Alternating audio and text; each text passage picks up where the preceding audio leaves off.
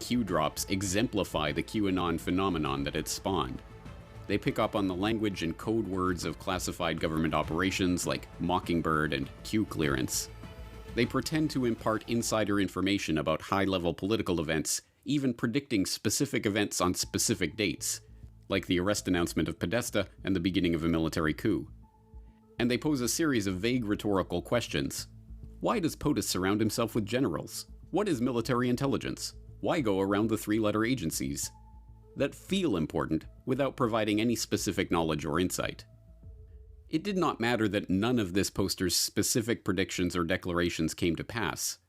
Eventually, an entire movement would arise dedicated to reading, parsing, and spreading the gospel of this new god from the machine that they called Q.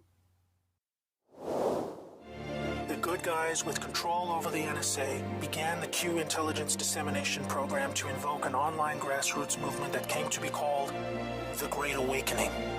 It started on underground internet channels and then moved to the mainstream.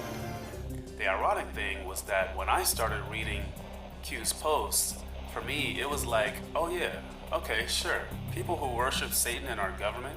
I have to speak up again for QAnon and the importance of what I'm convinced is a military intelligence operation that is, for the first time, assisting us. He is someone that is very much loves his country, and he's on the same page as us. The truth is, I was so relieved that there were very obviously a resistance happening to the massive corruption that had been growing in our country for so long.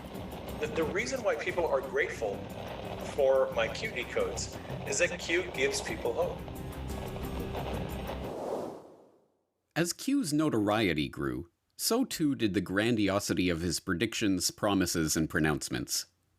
Followers were told to expect false flags and that there would be fireworks, but that the president would be 100% insulated.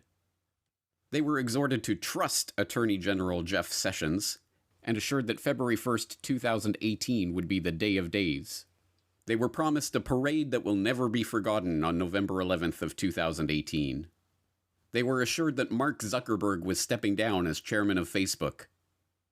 July 2018 would be the month the world discovered the truth, with Q asserting that there would be conspiracy no more.